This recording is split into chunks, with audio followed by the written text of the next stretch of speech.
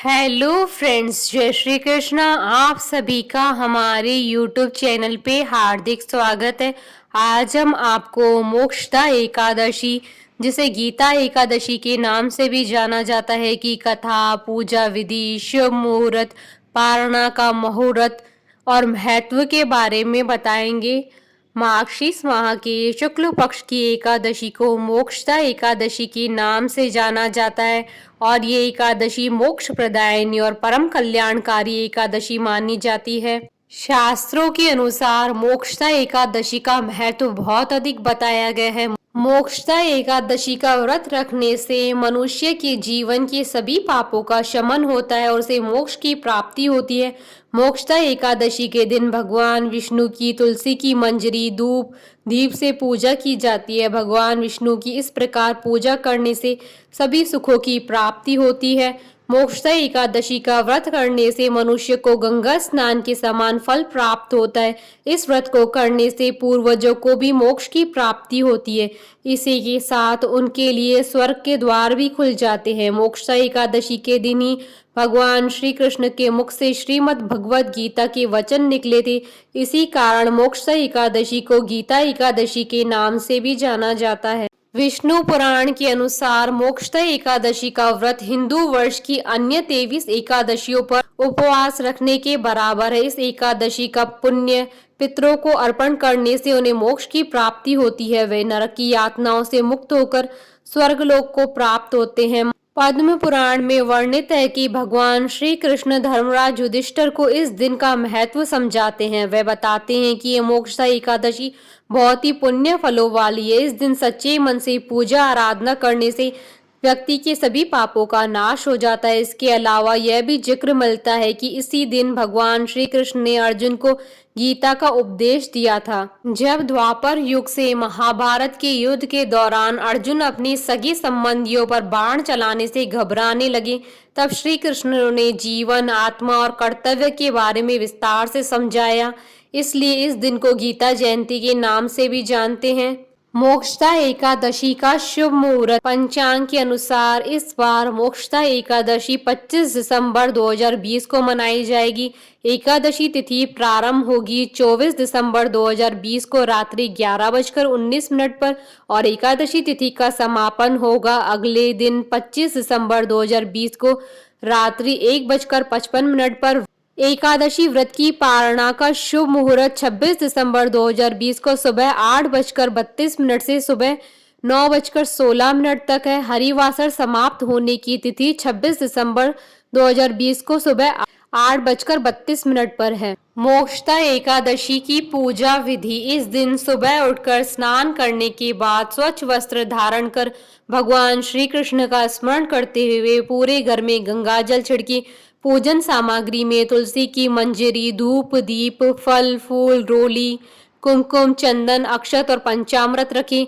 विघ्नहर्ता भगवान गणेश, भगवान श्री कृष्ण और महर्षि वेद व्यास की मूर्ति या तस्वीर सामने रखी। श्रीमद् भगवद गीता की पुस्तक भी रखें। सबसे पहले भगवान गणेश जी का पूजन करें। इसके बाद विष्णु जी को धूप दीप दिखाकर रोली और अक्षत चढ़ाएं और तुलसी की मंजरी अर्पित करें। पूजा पाठ करने के बाद व्रत कथा सुननी चाहिए। इसके बाद आरती कर प्रसाद बांटें। व्रत एकादशी के अगले दिन सूर्योदय के बाद ही खोलना चाहिए। मोक्षदा एकादशी की व्रत कथा। महाराज युधिष्ठिर ने कहा, हे भगवान, आप तीनों लोकों के स्वामी, सबको सुख देने वाले और जगत के पति हैं। मैं आपको नमस्कार करता हूँ। हे देव, आप सबके हितैषी, अतः मेरे संशय को दूर कर मुझे बताइए कि मार्गशीर्ष एकादशी का क्या नाम है, उस दिन कौन से देवता का पूजन किया जाता है, उसकी क्या विधि है, कृपा करके मुझे बताइए। भक्त वत्सल भगवान श्री कृष्ण कहने लगे कि धर्मराज, तुमने बड़ा ही उत्तम प्रश्न किया है। इसके सुनने से तुम्हारा यश संसार में फैलेगा। मार्गशीर्ष शुक्ल एकादशी अनेक पापों को नष्ट करने वाली है। इसका नाम मोक्षदा एकादशी है। इस दिन दामोदर भगवान की धूप, दीप, नैवेद्य आदि से भक्ति पूर्वक पूजा करनी चाहिए। अब इस विषय में मैं एक पुराणों की कथा कहता हूँ। गोकुल नाम के नगर में वैखानस नामक राजा राज्य करता था। उसके राज्य में चारों वेदों के ज्ञाता ब्राह्मण रहते थे। वह राजा अपनी प्रजा का पुत्रवत पालन करता था। एक बार रात्रि में राजा ने एक स्वप्न देखा कि उसके पिता नरक में है। उसे बड़ा आश्चर्य हुआ। प्रातः वह विद्वान ब्राह्मणों के पास गया और अपना स्वप्न सुनाया। कहा, मैंने अपने पिता को नरक में कष्ट उठाते देखा है। उन्होंने मुझसे कहा है कि हे पुत्र, मैं नरक में पड़ा हूँ, यहाँ से तुम मुझे मुक्त करवाओ। जब से मैंने ये वचन सुने हैं तब से मैं बहुत बेचैन हूँ। चित्त में बड़ी अशांति हो रही है। मुझे इस राज्य, धन, पुत्र, स्त्री, हाथी, घोड़े आदि में कुछ भी सुख प्रतीत नहीं होता है। क्या करूं? राजा ने कहा, हे ब्राह्मण देवताओं, इस दुख के कारण मेरा सारा शरीर जल रहा है। अब आप कृपा करके कोई तप, दान, व्रत आदि ऐसा बताइए जिससे मेरे पिता को मुक्ति मिल जाए। उस पुत्र का जीवन व्यर्थ है जो अपने माता पिता का उद्धार न कर सके। एक उत्तम पुत्र जो अपने माता पिता तथा पूर्वजों का उद्धार करता है वह 1000 मूर्ख पुत्रों से अच्छा है। जैसे एक चंद्रमा सारे जगत में प्रकाश कर देता है परंतु हजारों तारे नहीं कर सकते हैं। ब्राह्मणों ने कहा, हे राजन, यहाँ पास ही भूत, भविष्य, वर्तमान के ज्ञाता पर्वत ऋषि का आश्रम है। आपकी समस्या का हल वे जरूर करेंगे। ऐसा सुनकर राजा मुनि के आश्रम पर गया। उस आश्रम में अनेक शांत चित्त योगी और मुनि तपस्या कर रहे थे। उसी जगह पर्वत मुनि बैठे थे। राजा ने मुनि को साष्टांग दंडवत प्रणाम किया। मुनि ने राजा से सांगोपांग कुशल पूछी। राजा ने कहा कि महाराज, आपकी कृपा से मेरे राज्य में सब कुशल है, लेकिन अकस्मात मेरे चित्त में अत्यंत अशांति होने लगी है। ऐसा सुनकर पर्वत मुनि ने आंखें बंद की और भूत विचारने लगे। फिर बोले, हे राजन, मैंने योग के बल से तुम्हारे पिता के कुकर्मों का जान लिया है। उन्होंने पूर्व जन्म में कामातुर होकर एक पत्नी को रति दी, किंतु सौत के कहने पर दूसरी पत्नी को ऋतुदान मांगने पर भी नहीं दिया।